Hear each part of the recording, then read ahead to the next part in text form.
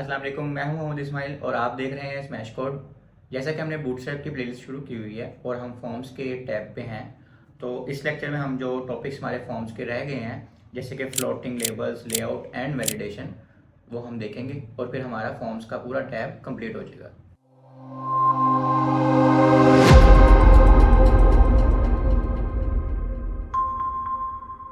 तो जैसा कि मैंने बताया है कि हम लेक्चर 11 में फ्लोटिंग लेबल्स, लेआउट और वैलिडेशन पढ़ेंगे।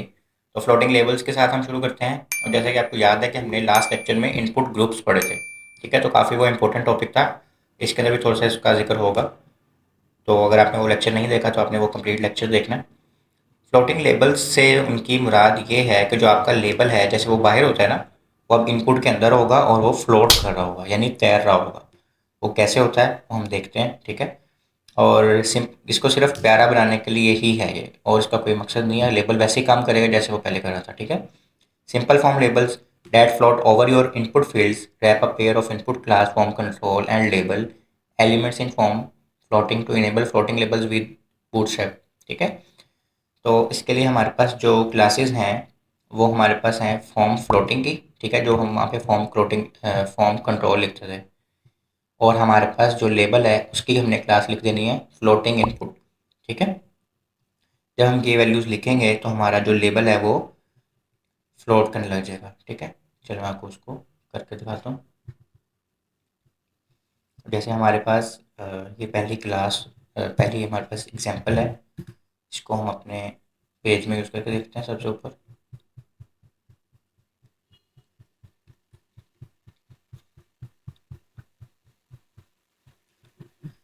ओके, यहाँ पे हम एक और कमेंट डालते हैं, फ्लोटिंग लेबल्स के नाम से, ठीक है। और इसके बाद हम अपना कोड यहाँ पे हमने जो कॉपी किया था वो लिख देते हैं। उसमें हमने किया क्या हुआ है कि आपके सामने है, इसमें कोई भी चीज़ समझाने की जरूरत नहीं है। एक इनपुट और एक लेबल है दोनों में, ठीक है। और अब हम इसको अपने वेब पेज पे जाके रिफ्रेश करेंगे तो ट्राई करते हैं, ठीक है। अच्छा जी, अब हमारे पास ये क्या लिखा हुआ है, इधर इनके पास ईमेल एड्रेस है, ठीक है। ये फ्लोटिंग लेबल है हमारा। और हमारे पास इसी तरह पासवर्ड के लिए भी एक फ्लोटिंग है। तो एक ये हो गया हमारे पास, ठीक है, ये एक इनपुट है। तो मैंने जूम इन काफ़ी किया, उसके लिए आप लोगों को थोड़ा सा ऑकवर्ड लगेगा। इसको हम 100 पे, ठीक है। अच्छा, अब ये देखें अगर आप, तो ये, चलो मैं यहाँ लिख देता हूँ।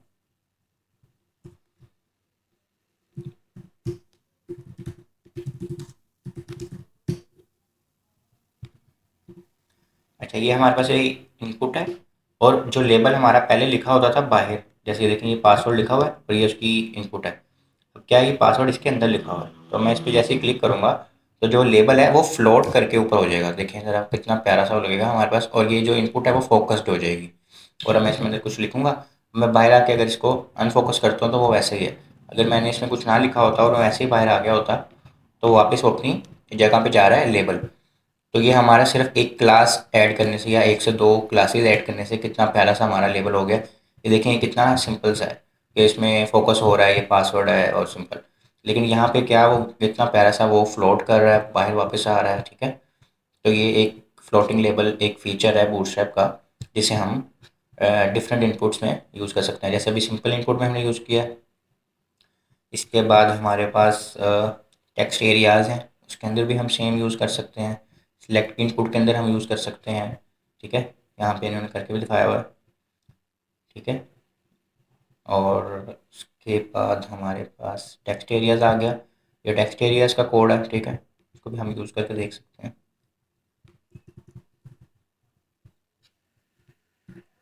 अब ये हमारे पास जो है ये टेक्स्ट एरिया है, ठीक है। इसको हम देखा है कि हम इसको बड़ा भी कर सकते हैं। तो ये कैसे काम करता है, इसमें भी ऐसे ही लेबल काम कर रहा है जैसे उसमें इनपुट में काम कर रहा था, ठीक है। तो हम इसको अपने टेक्स्ट एरिया में यूज़ कर सकते हैं, सिलेक्ट के टैग में यूज़ कर सकते हैं। सिलेक्ट के टैग का भी हमारे पास कोड है, इसमें भी सिर्फ क्या हो रहा है, यहाँ पे फॉर्म कंट्रोल की जगह फॉर्म फ्लोटिंग आ रहा है और फ्लोटिंग सिलेक्ट आ रहा है, ठीक है। तो एक से दो क्लासेस सिर्फ चेंज हो रही हैं। मैं वो डीपली नहीं जा रहा उस पर, लेकिन सिर्फ क्लासेस चेंज हो रही हैं, इससे ज़्यादा उसमें कुछ भी नहीं हो रहा। अच्छा ये देखिए हमारे पास अब ये जो हमारी लेबल है, पहले ये बाहर होता था, यानी वर्क विद सेलेक्ट है ना, जो ये लफ्ज़ बाहर लिखा होता था, अब इसके अंदर लिखा हुआ है। ठीक है, तो इसी को हम फ्लोटिंग लेबल्स कहते हैं। डिसेबल्ड जो इनपुट्स होती हैं उसमें भी ये सेम टू सेम काम करता है। जैसे अभी ये नज़र भी आ रहा है हमारे पास, इसको हम यूज़ ना भी करें अगर, तो ये देखें ये डिसेबल्ड है। अब ये ईमेल एड्रेस बाहर भी लिखा हो सकता था ना, क्योंकि हमने फ्लोटिंग लेबल यूज़ किया इसलिए उसके अंदर है वो डिसेबल्ड, इसमें भी हम कुछ कर नहीं सकते।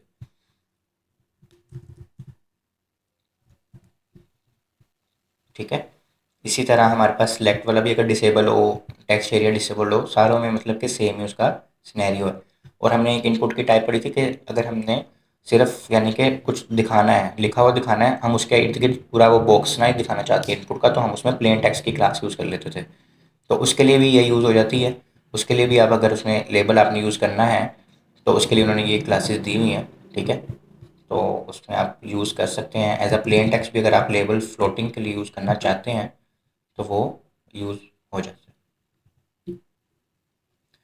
ये देखिए डिसेबल्ड भी हो गई हमारी। ठीक है, और प्लेन टेक्स्ट वाली भी, ये देखें यहाँ पे उन्होंने कोई इनपुट की पूरी विड्थ नहीं ली हुई और पूरा पीछे बैकग्राउंड सा या पीछे पूरी इनपुट नहीं आ रही, और ये इनपुट भी डिसेबल्ड है, मतलब आप एडिट नहीं कर सकते। और ऊपर हमारे पास क्या आ रहा है, लेबल भी उसके साथ ही आ रहा है फ्लोटिंग लेबल के तौर पे। ठीक है, तो इसी तरह फ्लोटिंग लेबल हम इन सारी चीज़ों में डाल सकते हैं। और जैसे कि मैंने बताया था कि हमने लास्ट लेक्चर में इनपुट ग्रुप्स पढ़ा था, इनपुट ग्रुप्स के अंदर भी हम अगर फ्लोटिंग लेवल यूज़ करना चाहें तो वो सपोर्ट करता है। देखें ऐसे, जैसे हमने लास्ट लेक्चर में ये सारा इनपुट ग्रुप्स पढ़े थे, अगर उसमें भी हमने फ्लोटिंग लेवल यूज़ करना है तो हमने फ्लोटिंग लेवल की जो क्लासेज हैं उसमें फ्लोटिंग इनपुट ग्रुप वन की इसने यहाँ पे 4 के लिए यूज़ किया हुआ है।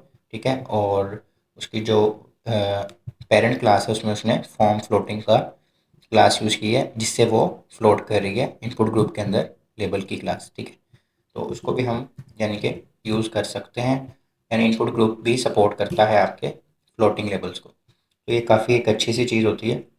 और इसमें यानी कि हमारे जो वेब पेज के अंदर फॉर्म बना होता है उसको काफ़ी यानी कि अच्छा कंसीडर किया जाता है अगर हमने लेबल फ्लोटिंग यूज़ किए हों इन टर्म ऑफ डिज़ाइन। ठीक है, इसके बाद हमारे पास आ जाता है लेआउट वगैरह। इसको हम नेक्स्ट में देख लेते हैं, नेक्स्ट स्टेप के अंदर।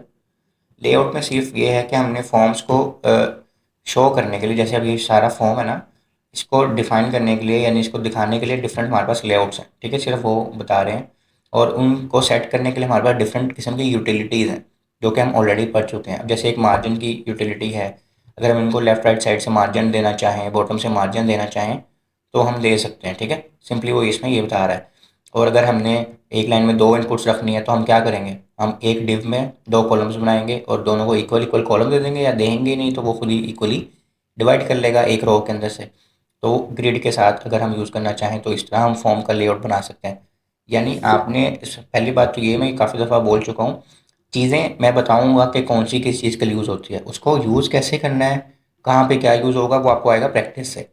तो आप जितनी प्रैक्टिस करेंगे उतना ही आपका फ़ायदा है। ठीक है, अब वो बता रहा है कि यहाँ से आप मार्जिन यूज़ करें तो भी अच्छा सा आप एक फॉर्म बना सकते हैं, ग्रेड यूज़ करें तो भी फॉर्म अच्छा से बना सकते हैं, गटर्स जो हमने एक पूरा लेक्चर पढ़ा है इसके ऊपर, अगर वो आप यूज़ करें तो भी कितना अच्छा बना सकते हैं। ठीक है, उसने यहाँ पे G3 यानी कि उसको दिया हुआ है, गटर्स 3 दिए हुए हैं, और वो बहुत अच्छा सा उसने एक लेआउट सेट किया हुआ है। ठीक है, और अगर आगे देखें उसने एक पूरा फॉर्म बनाया है। ठीक है, इसमें ऊपर उसने ग्रेड भी यूज़ किया हुआ है, फिर पूरी विड्थ भी दी हुई है। ठीक है, फिर एक एक लाइन में तीन चीज़ें भी उसने ली हुई हैं, फिर नीचे बटन भी दिया हुआ है।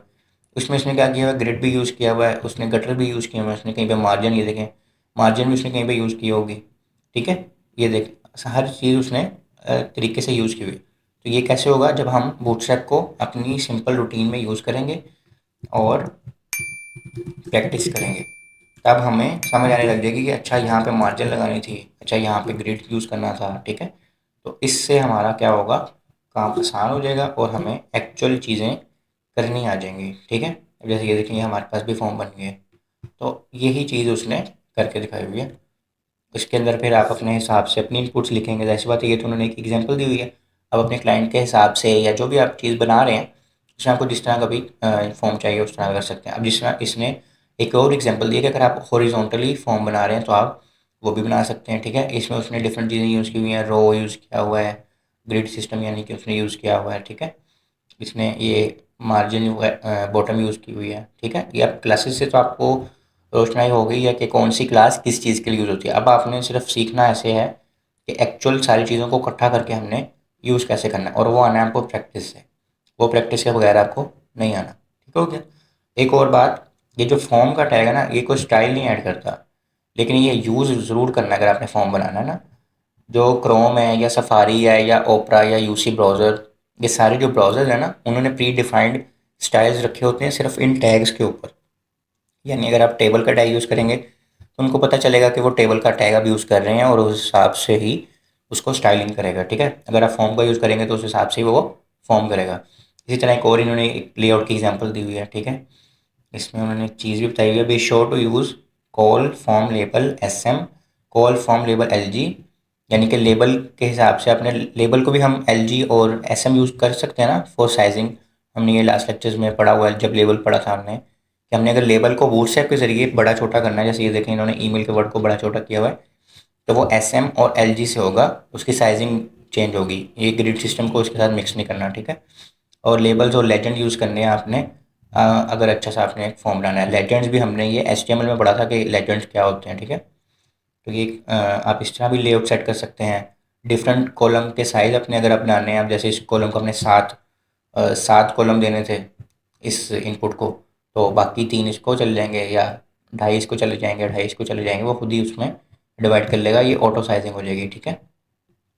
इसी तरह इधर भी इन्होंने ये देखें ऑटो साइजिंग की हुई है। इधर इन्होंने 4 चीज़ें एक लाइन में यूज़ की हुई हैं, यानी एक रो है और उसी के अंदर उन्होंने 4 चीज़ें यूज़ की हुई हैं। एक ये यूज़ की हुई है, दूसरी, तीसरी और ये चौथी, ठीक है। उसके बाद नीचे लाइन उन्होंने सबमिट का बटन भी बनाया हुआ है। तो ये सारी चीज़ें आप मतलब डिफरेंट एंगल से देखें, हर चीज़ यानी कि पॉसिबल है, ग्रिड सिस्टम से ही पॉसिबल है। हर चीज़ आप मार्जिन पैडिंग देंगे उससे भी हो जाएगी। तो ये अब आपने डिसाइड करना है कि आपने किस चीज़ पे जाना है, ठीक है। और जब भी आप किसी चीज़ का लेआउट बना रहे हो तो आप ट्राई करेंगे ग्रिड सिस्टम यूज़ करें।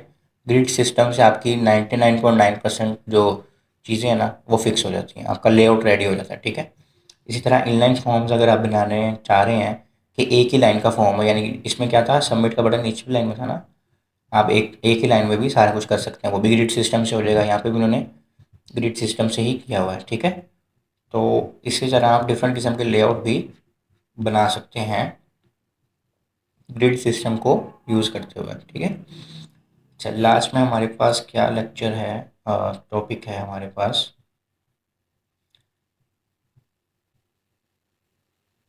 हमारे पास एक टॉपिक है वैलिडेशन। अब वैलिडेशन क्या होती है कि आपने एक फॉर्म बनाया, ये फॉर्म बन गया, अब इसमें मैं कुछ लिख रहा हूँ, ठीक है। मैंने लिखा टेस्ट, या ये हमारे पास फॉर्म बना हुआ है ना, ये फॉर्म बना हुआ है, ठीक है।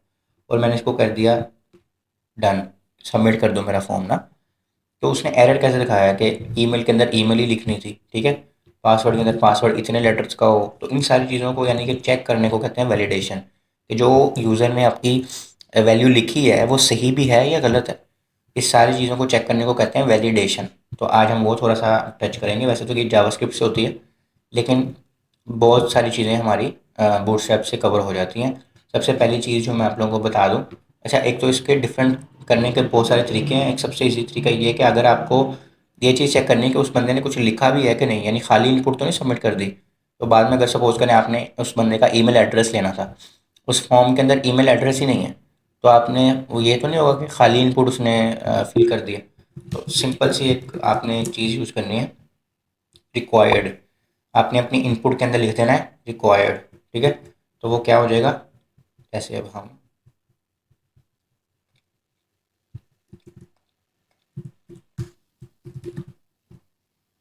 फॉर्म वैलिडेशन, ठीक है, और हम यहाँ पे एक फॉर्म बनाते हैं।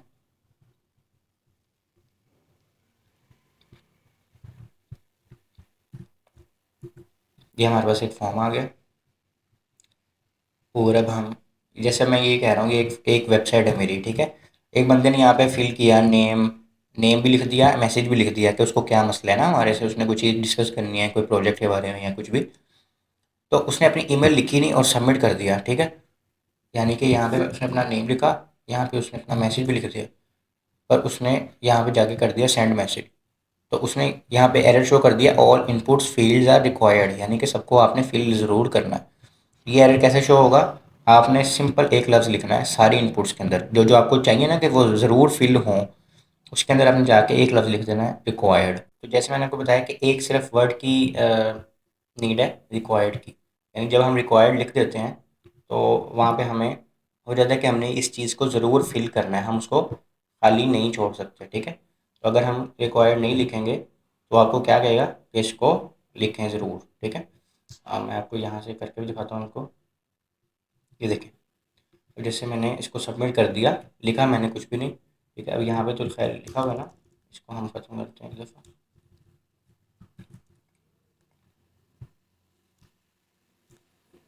ठीक है, इसको हम करते हैं रिफ्रेश।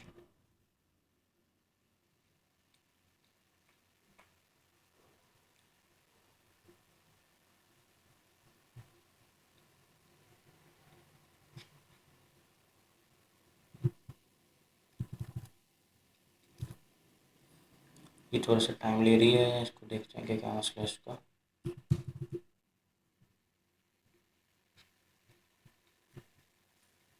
अच्छा, बेसिकली हमारे चीज़ें क्या होती हैं, हम उसको बता दे देंगे ये चीज़ें हमें चाहिए, ठीक है।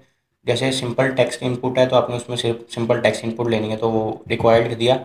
इसमें सिर्फ ये वैलिडेशन लगेगी कि इसके अंदर कुछ ना कुछ ज़रूर लिखा हुआ हो, ठीक है। इसमें सिर्फ ये वैलिडेशन लगी है अब आपकी, ठीक है। किसी पे आपने कोई वैलिडेशन लगानी होती है, किसी पे आपने कोई वैलिडेशन लगानी होती है।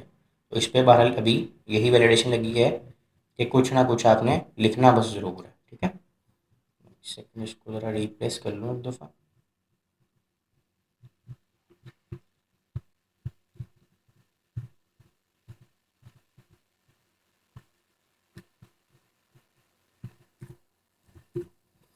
अच्छा, उसके बाद हमारे पास एक तो होगी रिक्वायर्ड वाली, ठीक है।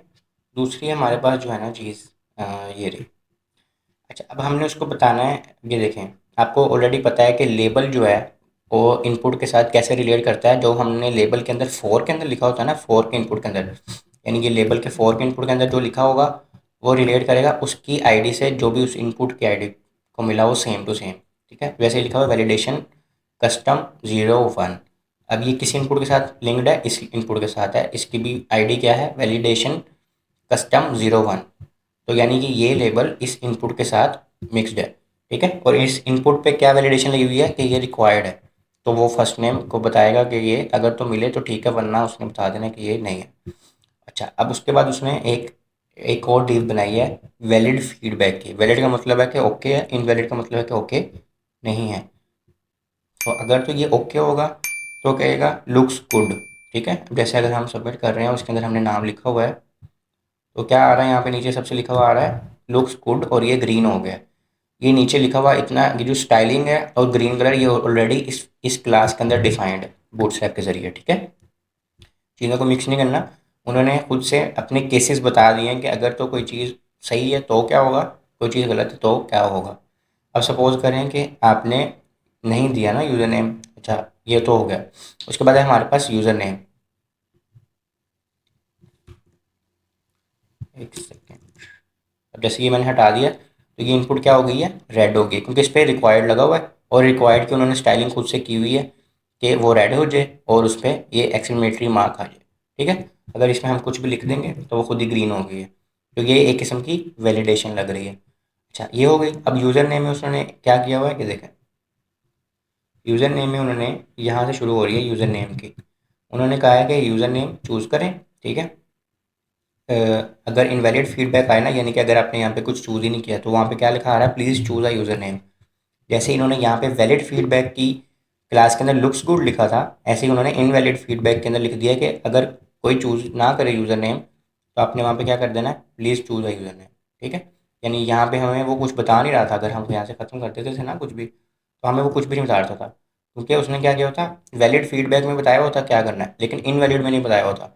अब इन्होंने वैलिड में, कहाँ गया ये रहा, ये इनवैलिड में उन्होंने बताया हुआ है कि इनवैलिड अगर हो, अगर कुछ ना आ रहा हो तो आपने नीचे शो क्या करना है? रेड तो करना ही है, लेकिन नीचे शो क्या करना है? अब जैसे ही मैं यहाँ पे लिख दूंगा तो वो ग्रीन हो गई। अब इन्होंने लेकिन वैलिड में नहीं बताया हुआ। मतलब आप अपने हिसाब से अपना जो भी आपका केस हो, अपने वैलिड और इनवैलिड फीडबैक बता सकते हैं कि उसके रिलेटेड आपकी क्या है, ठीक है। अच्छा, उसके बाद हमारे पास हम्म, अच्छा, लेकिन वो जो आपने वैलिड फीडबैक या इनवैलिड फीडबैक देनी है वो उसी डिव के अंदर देनी है, यानी ये एक डिव चल रही है, ठीक है। ये पूरी एक डिव है यूज़र नेम की, उसने उसमें यूज़र नेम का लेबल, उसमें यूज़र नेम की इनपुट, हर चीज़ उसी में दी हुई है। तो वैलिड फीडबैक या इनवैलिड फीडबैक भी आपने उसी के अंदर देनी है ताकि वो उससे रिलेट कर सके। सही हो गया। इसी तरह उन्होंने नीचे सिलेक्ट बॉक्स दिया है, उसमें अगर आप सिटी सिलेक्ट नहीं करेंगे तो वहाँ पे क्या आ रहा है, please provide a valid city. अगर मैं यहाँ पे लिख दूंगा कोई भी तो वो उसने ओके कर दिया, ठीक है। अब ये आगे की चीज़ है कि ये जो मैंने एफ ए लिखा है ये किसी सिटी का नाम है या नहीं है, वो एक आगे की वैलिडेशन है, वो हम जावास्क्रिप्ट में ही सीखेंगे। पर ये एक बिल्कुल बेसिक सी वैलिडेशन मैं आपको यहाँ पे बता रहा हूँ। अगर हम चीज़ें सेलेक्ट कर लेते हैं तो वो ओके कर देता है, ठीक है। यहाँ पे भी उसने कहा हुआ है कि इसको आप एग्री करेंगे तो ये ग्रीन होगा। ये देखें, अब सारा हमारा जो फॉर्म है वो ग्रीन हो गया रेड से। तो इसी तरह आप वैलिडेशन लगा सकते हैं सिर्फ क्लासेस के ज़रिए। ना इसमें कोई जावास्क्रिप्ट है, ना इसमें कोई जे क्यूरी है, ठीक है। जैसे मैंने यहाँ लिखा रिक्वायर्ड, इसका मतलब है कि वो इनपुट ज़रूरी फिल करनी है, आप इसको खाली छोड़ के फॉर्म सबमिट नहीं कर सकते। इसी तरह इन्होंने ये ब्राउज़र डिफ़ॉल्ट है, यानी कि अगर आप कोई क्लास ना यूज़ करें, सिर्फ रिक्वायर्ड रिक्वायर्ड लिखें, ना आप वैलिड फीडबैक बताएं ना आप इनवैलिड फीडबैक बताएं, तो क्या होगा, तो जैसे ये आ रहा होगा please fill out this field. ये रिक्वायर्ड का नॉर्मल बिहेवियर है, यानी अगर आप रिक्वायर्ड लिखते हैं ना तो ये उसका नॉर्मल बिहेवियर है कि उसने सारों में बताना है कि कुछ फिल लो। क्या फिल लो, उसके अंदर रेड ग्रीन और वैलिड इनवैलिड फीडबैक कुछ नहीं होगा, सिर्फ फील्ड हो, ठीक है। उसका मतलब सिर्फ ये है। तो ये आपका नॉर्मल बिहेवियर है, लेकिन अगर आपने कस्टम करके स्टाइल करना है तो वो ये मैंने ऊपर बता दिया। अच्छा, उसके बाद हमारे पास और भी चीज़ें हैं कि सर्वर साइड से हम कैसे कर सकते हैं, ठीक है। अभी देखें, इसमें बॉर्डर रेडियस का भी उन्होंने बताया हुआ है। तो fix issue with border radius input groups require an additional has validation class, यानी कि आपने हैज़ वैलिडेशन वाली क्लास यूज़ कर लेनी है अगर आपको बॉर्डर रेडियस का इशू आ रहा हो, ठीक है। इसमें सारा कुछ उन्होंने वही बताया हुआ है। और स्पॉटेड एलिमेंट्स यानी किस किस के लिए ये वैलिडेशन आप लगा सकते हैं, input text areas form control included up to one, form control input group select form select और फॉर्म टेक्स्ट, इन सारों के ऊपर आपकी वैलिडेशन यानी कि लग सकती है। टूल टिप्स में क्या होता है, टूल टिप्स में वही जो आपने वैलिड और इनवैलिड फीडबैक दी हुई है ना वो टूल टिप्स में शो होगी। पहले क्या हो रहा था, वो नीचे एज अ टेक्स्ट शो हो रही थी ना, ये देखें नीचे एज अ टेक्स्ट शो हो रही थी। अब वो एक किस्म का प्यारा सा यानी कि उन्होंने एक टूल टिप्स ही बना दिया, ठीक है। तो उसको यूज़ करने के लिए भी डिफरेंट सी क्लासेस हैं, ठीक है। ओके, ये देखें यहाँ पे जैसे उन्होंने क्लास यूज़ की हुई है नीड्स वैलिडेशन, ठीक है। और यहाँ पे वैलिड फीडबैक थी, यहाँ पे वैलिड टूल टिप हो गया। तो इस तरह आपकी भी क्लासेस चेंज होंगी, वैलिड इनवैलिड टूल टिप हो गई। जैसे पहले फीडबैक था अब टूल टिप हो गया, उससे क्या हो रहा है, आपकी जो नीचे टेक्स्ट लिखा हुआ रहा था उसी को उन्होंने एक किस्म का प्यारा सा टूल टिप बना दिया, ठीक है। इसमें भी यही है कि हम अगर इसको लिखेंगे तो वो सही हो जाएगा, ठीक है। तो ये हमारी वैलिडेशन है। इसको हम डीप डाउन पढ़ेंगे जब हम जावास्क्रिप्ट करेंगे, लेकिन अभी ये बेसिक आप कह लें कि बेसिक थोड़ा सा कॉन्सेप्ट है आपकी बेसिक वेबसाइट्स में वैलिडेशन लगाने के लिए, ताकि आपका फॉर्म कम से कम खाली फिल ना हो। और आपने जो चीज़, अच्छा इसमें एक और चीज़ भी है कि अगर आप सिर्फ टाइप्स भी सही यूज़ करें ना, यानी कि आपने एक इनपुट किया, इनपुट लिए जिसमें पासवर्ड ही चाहिए आपको, तो आप उसमें पासवर्ड ही लिखें, उसकी टाइप पासवर्ड लिखें इनपुट की ना। इनपुट की जो टाइप्स होती हैं जैसे ये देखें, ठीक है। और इनपुट की टाइप ईमेल लिखेंगे तो उसमें ईमेल ही होगी। अगर वो बंदा वहाँ पे ईमेल सही ईमेल नहीं लिखेगा तो वो भी वहाँ पे इसको error by default he show करेगी, उसमें कोई वैलिडेशन लगाने की ज़रूरत नहीं है आपको। इनपुट में आपको सिर्फ नंबर चाहिए। जैसे ज़िप कोड में इन्होंने एक गलती की हुई है, ये ज़िप कोड होते हैं नंबर्स में, ठीक है। इन्होंने ज़िप कोड में, अगर मेरे यहाँ नज़र आ जाए ज़िप कोड्स, फिर इनपुट की टाइप इन्होंने ली हुई है टेक्स्ट, हालांकि इनपुट की टाइप होनी चाहिए यहाँ पे नंबर, क्योंकि ज़िप कोड्स नंबर्स होते हैं, ठीक है। तो अगर वहाँ पे नंबर लिखते हैं, अब यहाँ पे मैं ज़िप कोड एबीसी भी लिख रहा हूँ तो उसके लिए वो सही है, उसको कोई मसला नहीं कर रही, लेकिन होना ये चाहिए था यहाँ पे मैं सिर्फ नंबर लिखूँ। और अगर मैं यहाँ पे एबीसी लिखता तो वो बताता कि ये गलत है, ठीक है। तो इस तरह करके यानी कि आप वैलिडेशन खुद भी लगा सकते हैं। आप इनपुट की टाइप्स डीपली पढ़ें ना ज़रा, इनपुट की टाइप्स कितनी होती हैं, आपको ईच एंड एवरीथिंग के लिए इसकी टाइप मिल जाती है, बटन, डेट, ठीक है, टाइम, वहाँ पे फिर टाइम ही आएगी, हर चीज़ वही होगी जो आपको चाहिए होगी। ठीक है, यहाँ मैं जैसे पासवर्ड लिखूंगा तो देखें पासवर्ड की तरह ही लिखा आ रहा है, हालांकि यहाँ पे मैं पासवर्ड लिखूँ या कुछ भी लिखूँ तो वो टेक्स्ट की फॉर्म में आ रहा है। तो इस तरह आप इसकी टाइप्स को ज़रा एक्सप्लोर करेंगे तो आप मोस्टली अपना फॉर्म को खुद ही सिंपल एचटीएमएल सीएसएस के साथ ही वैलिडेट कर सकते हैं। ठीक है, तो इस तरह आप अपने वैलिडेशन लगा सकते हैं। इस लेक्चर में हमने यहीं तक पढ़ना था। अब हमारा फॉर्म्स तो पूरा हो गया है, तो हम नेक्स्ट लेक्चर से अपने कंपोनेंट्स शुरू करेंगे ये वाले। ठीक है, और इसमें हमने ज़्यादा डीप डाउन जाना भी नहीं है क्योंकि हमने ऑलरेडी चीज़ें पढ़ी हुई हैं। तो हम ये सारे देखेंगे और देखते हैं फिर अगले लेक्चर में। अपना बहुत सारा ख्याल रखिएगा, इसकी प्रैक्टिस ज़रूर किएगा। कोई भी इशू आप फेसबुक के ग्रुप में पूछ सकते हैं हमारे से, गिटहब में आपको ये सारा कोड भी मिल जाएगा। और अपना बहुत सारा ख्याल रखिएगा, मिलते हैं अगली वीडियो में। अल्लाह हाफिज़।